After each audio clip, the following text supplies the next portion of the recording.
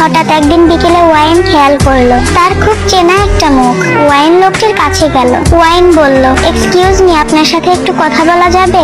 লোকটি বলল, হ্যাঁ বলুন। ওয়াইন বলল, আপনি বিটিএস মেম্বার জাংকুক না? উত্তরে লোকটি বলল, হ্যাঁ, তবে আগে ছিলাম, এখন নই। কিন্তু আপনি কে? ওয়াইন বলল, আমি আর্মি। জেকে বলল, ও, মনে রেখেছেন এখনো আমাদের?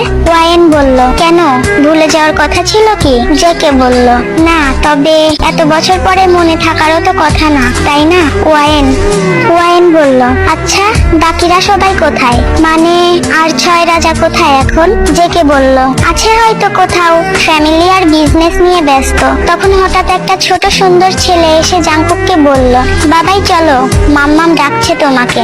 জেকে বলল, হ্যাঁ বাবাই, তুমি যাও, আমি আসছি। ওয়াইন বলল, কে এটা, আপনার ছেলে? জেকে বলল, হ্যাঁ, আমার ছেলে। ওয়াইন বলল, আপনি বিয়ে করেছেন? জেকে বলল, হ্যাঁ করেছি। আপনি করেননি? ওয়াইন বলল, না, বিয়েটা আর করা হয়ে ওঠেনি। আপনাকে দেখবো দেখবো করেই জীবনের সময়গুলো কেটে গেছে।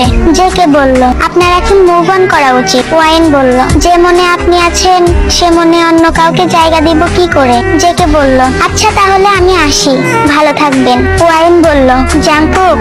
জাংকুক বলল, হ্যাঁ আর্মি। ওয়াইন বলল, I love you Jungkook. JK বলল, লাভ ইউ টু আর্মি। আপনি মুভ অন করুন, আমাদেরকে মনে রাখবেন শুধু কিছু মিষ্টি স্মৃতি হিসেবে। ওয়াইন।